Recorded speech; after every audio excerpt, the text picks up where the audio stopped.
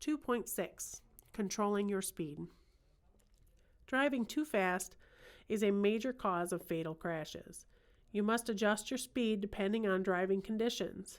These include traction, curves, visibility, traffic, and hills. 2.6.1. Stopping distance. Perception distance plus reaction distance plus braking distance equals your total stopping distance.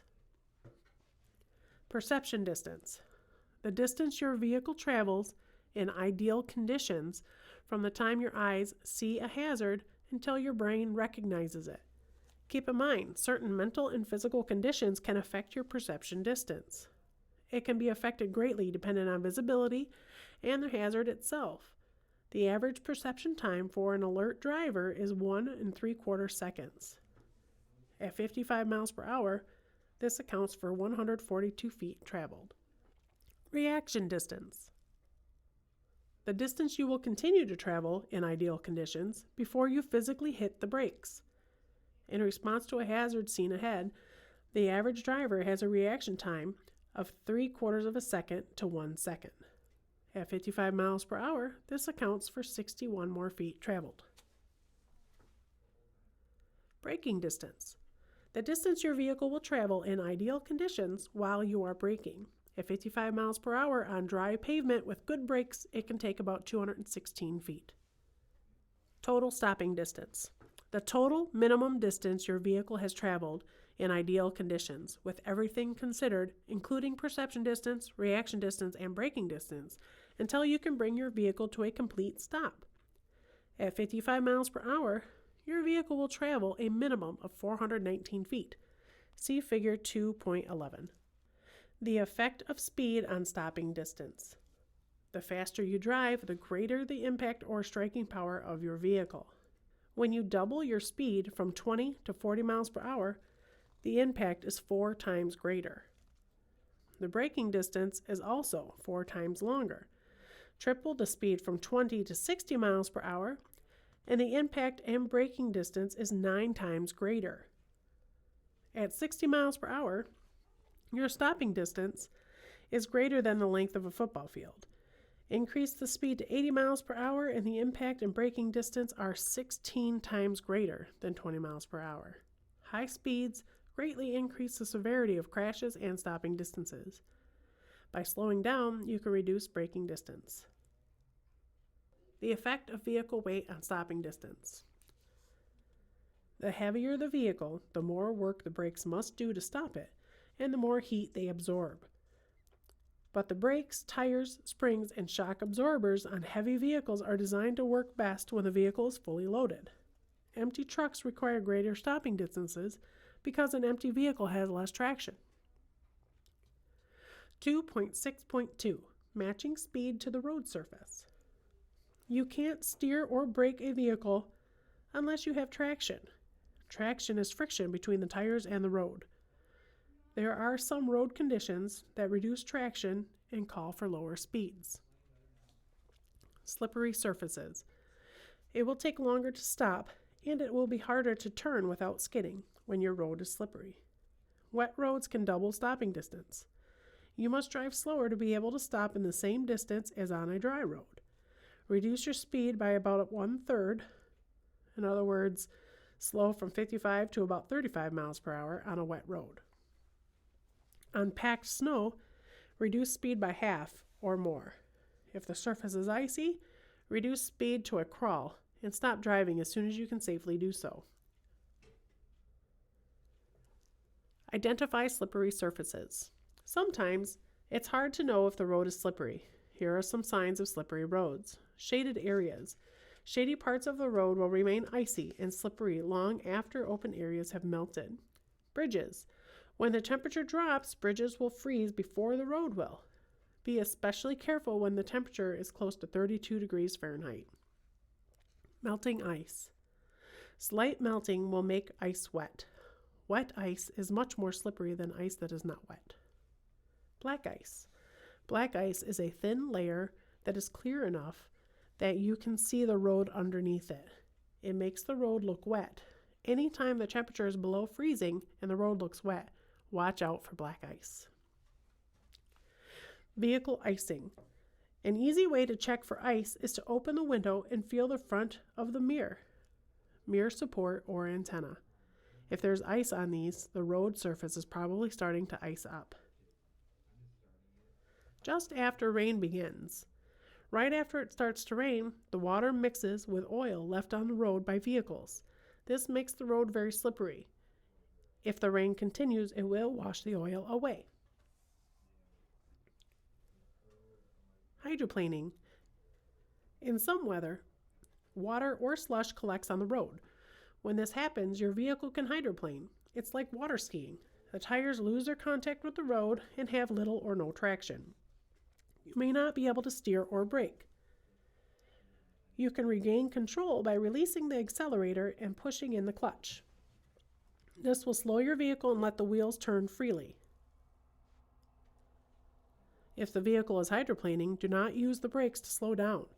If the drive wheels start to skid, push in the clutch and let them turn freely. It does not take a lot of water to cause hydroplaning. Hydroplaning can occur at speeds as low as 30 miles an hour if there is a lot of water. Hydroplaning is more likely if tire pressure is low or the tread is worn. The grooves in a tire carry away the water. If they aren't deep, they won't work well. Road surfaces where water can collect can create conditions that cause a vehicle to hydroplane. Watch for clear reflections, tire splashes, and raindrops on the road.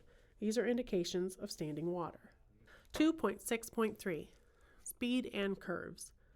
Drivers must adjust their speed for curves in the road. If you take a curve too fast, two things can happen. The tires can lose their traction and continue straight ahead, so you skid off the road. Or the tires may keep their traction and the vehicle rolls over. Tests have shown that trucks with a high center of gravity can roll over at the posted speed limit for a curve. Slow to a safe speed before you enter a curve. Braking in a curve is dangerous because it is easier to lock the wheels and cause a skid. Slow down as needed. Don't ever exceed the posted speed limit for the curve. Be in a gear that will let you accelerate slightly in the curve. This will help you keep control.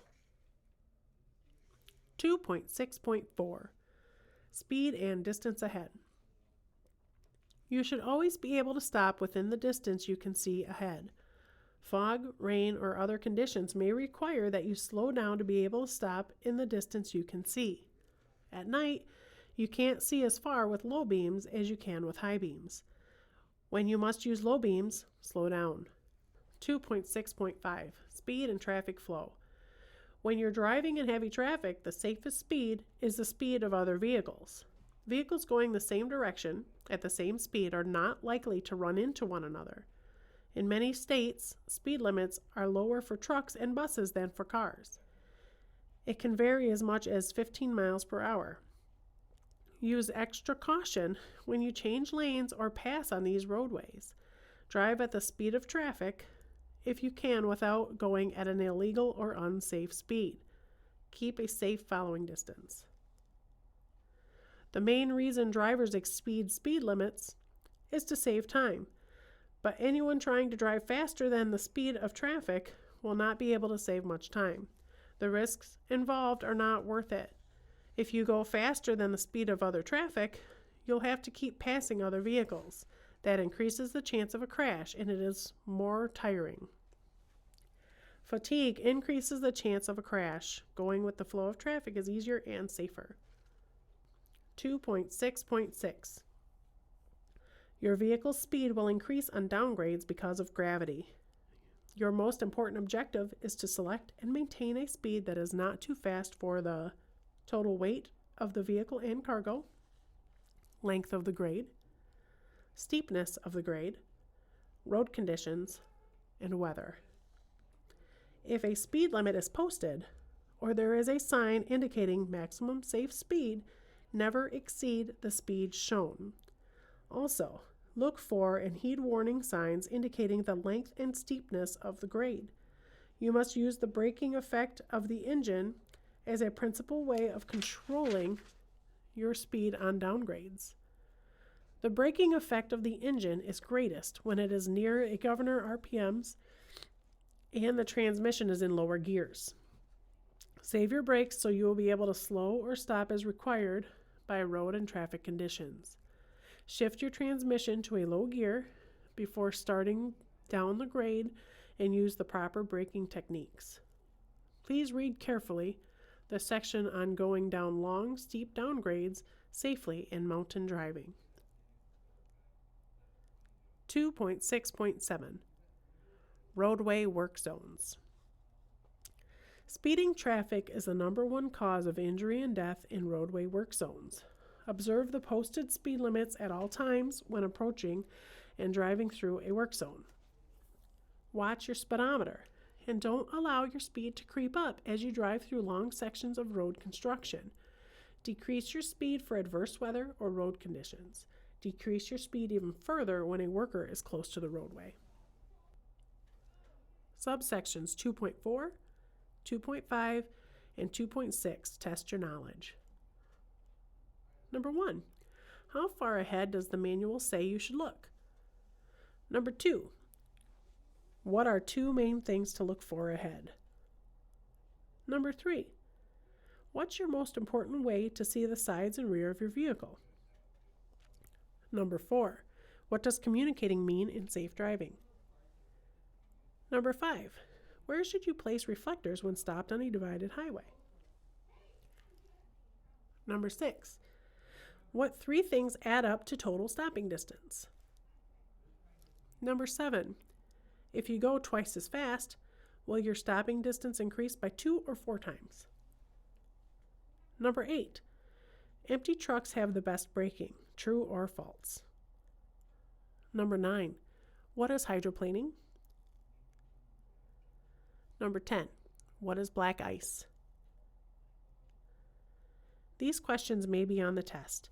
If you can't answer them all, reread subsections 2.4, 2.5, and 2.6.